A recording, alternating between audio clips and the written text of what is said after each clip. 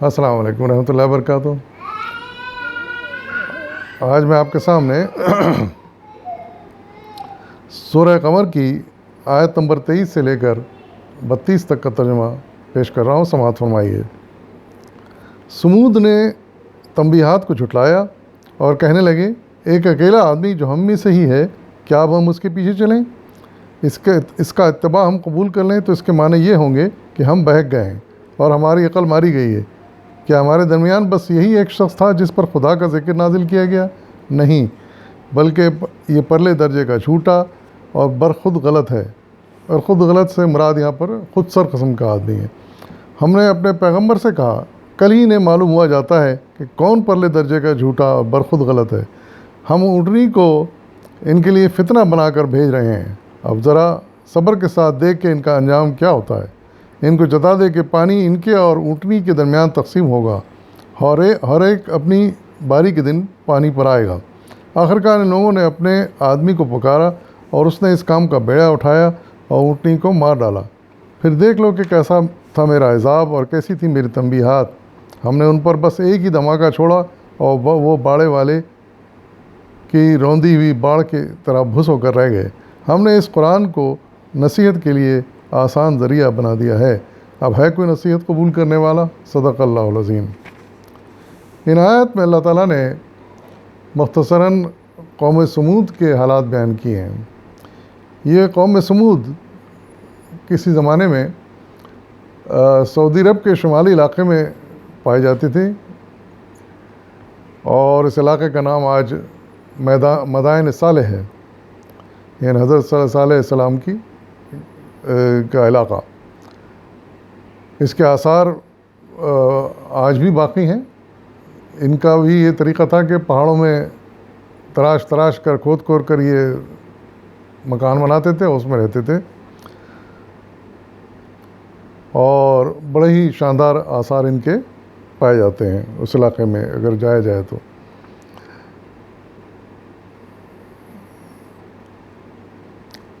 بہرحال اس قوم کے بارے میں ذکر کرتے ہوئے اللہ تعالیٰ ارشاد فرما رہے ہیں کہ جب صالح علیہ السلام جو پیغمبر بنا کر بھیجے گئے تھے ان کے درمیان میں، جب انہوں نے اپنی قوم کو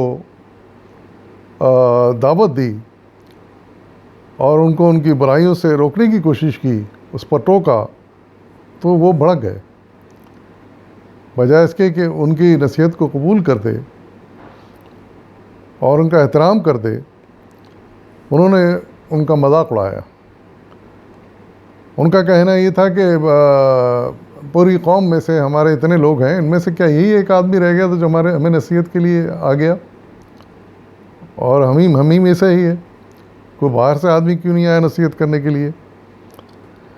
اگر ہم اس آدمی کی جو ہمارے درمیان میں سے اٹھا ہے، ہمیں نصیحت کر رہا ہے، ہم بات مان جائیں، تو ہم تو بالکل ہی نالائق ہوئے، ہماری تو سمجھو کہ عقل ماری گئی کہ ایک شخص پہ جس کے آگے پیچھے کوئی نہیں ہے، جس کے پیچھے کوئی فوج نہیں، کوئی گروہ نہیں، کوئی نہیں، اکیلا آدمی اٹھا ہے اور ہم کو تبلیغ کرنے چلا ہے، تو ہم اس کی بات کیسے مان سکتے ہیں؟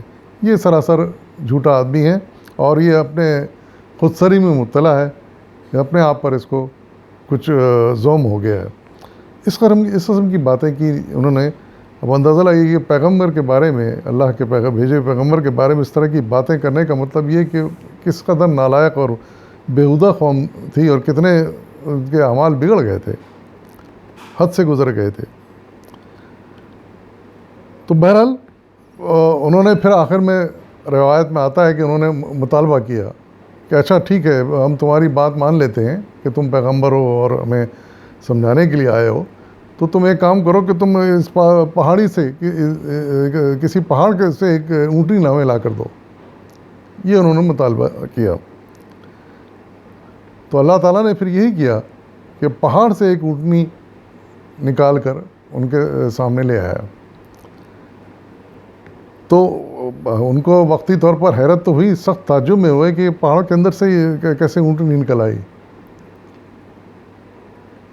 سخت تعجب تو ہوا ان کو، لیکن بہرحال انہیں برداشت کرنا پڑا، اور حضرت صالح علیہ السلام نے ایک شرط لگا دی تھی کہ جو ہے نا میں شرط پہ بلاؤں گا کہ وہاں پر ایک ہی کنواں تھا پانی کا، جس سے انسان بھی پانی پیتے تھے، جانور بھی پیتے تھے. تو انہوں نے کہا کہ اس کنویں پہ ایک دن یہ اونٹنی پانی پی گئی اکیلی، اور ایک دن ہم سب اس سے پانی لیں گے. اس اصول کو مان لو تو پھر یہ معجزہ اللہ تعالیٰ دکھا دے گا. اور وہی ہوا، انہوں نے اس بات کو تسلیم کر لیا، اور پھر اللہ تعالیٰ نے پہاڑ سے ایک اونٹنی لا کر ان کے سامنے کھڑی کر دی. وہ لوگ ڈرے ضرور، اور کافی دن تک وہ یہی سلسلہ چلتا رہا کہ ایک دن اونٹنی پانی پیتی اور ایک دن یہ سب پانی پیتے. لیکن ان کو یہ بات بڑی ناگوار گزری کہ یہ عجیب بات ہوئی کہ ایک اونٹنی اور وہ اکیلی پانی پیے گی ایک دن، اور ایک دن ہم پوری آبادی والے جا کے پانی پئیں گے، تو بڑی غلط بات ہے. انہوں نے اپنی اسی بات کو پھر غلط کہنا شروع کر دیا، اور اس کے سوچنا شروع کر دیا کہ اس کے لیے کیا کیا جائے. تو طے پایا کہ اس اونٹنی کو مار دیا جائے. اور پھر انہوں نے یہ کیا کہ اپنے قبیلے میں جو بہت ہی سخت دل اور جنگجو قسم کا آدمی تھا، جاہل قسم کا آدمی تھا، اس کو ایک کام دیا. وہ آیا اور اس نے اس اونٹنی کو قتل کر دیا. بس وہ قتل کرنا تھا کہ پھر اللہ تعالیٰ نے صالح علیہ السلام کو ارشاد فرمایا کہ ان سے کہہ دو کہ بس 3 دن تم اور اپنے گھروں میں عیش کر لو، اپنا مستی میں جی لو، لیکن اس کے بعد تم پر اللہ کا ایسا عذاب آئے گا کہ تم میں سے کوئی نہیں بچے گا. تو اور وہی ہوا.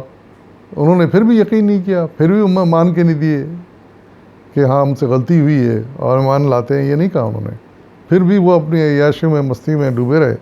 نتیجہ یہ ہوا کہ 3 دن کے بعد اللہ تعالیٰ کا عذاب نازل ہوا ان پر، اور ان پر ایسا عذاب نازل ہوا کہ جیسا کہ یہاں بھی کہا گیا ہے کہ ایک دھماکہ، انتہائی زبردست دھماکہ، خدا جانے وہ کس چیز کا دھماکہ تھا. کہتے ہیں کہ وہ دھماکہ ہوا، ایک زبردست آواز آئی، چنگاڑ کی جیسی آواز آئی، اور پورا علاقہ ہل کے رہ گیا. اس کے اثر سے پہاڑ ٹوٹ کے گرنے لگے.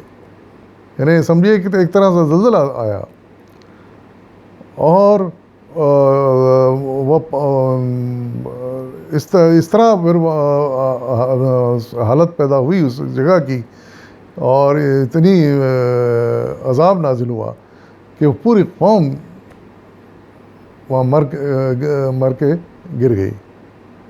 جو جہاں تھا پھر وہیں مر کے رہ گیا. اور ان کی حالت یعنی ایسی ہوئی، جگہ جگہ ان کی لاشیں پڑی تھیں، جیسے بھس نہیں ہوتا ہے جب بکھرا پڑا ہوتا ہے کوئی، تھوڑا ادھر تھوڑا ادھر. تو یہ ان کی صورتحال ہو گئی، ختم ہو کر کے صرف چند لوگ جو حضرت صالح کی نصیحت جنہوں نے قبول کر لی تھی، وہ صرف باقی بچے. تو یہ تھا ان کی نالائقی اور نافرمانی اور کفر کا انجام.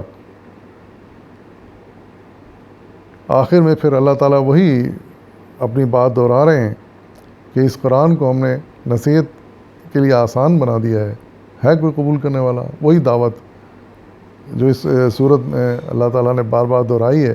ہر قوم کی تباہی کا ذکر کرنے کے بعد پھر یہ سوال کیا ہے انسان سے کہ یہ سب باتیں جو بتائی جا رہی ہیں، یہ نصیحت قبول کرنے کے لیے ان سے نصیحت حاصل کرو، اپنے اصلاح کر لو، ان جیسے نہ ہو جاؤ جن پر اللہ کا عذاب نازل ہوا.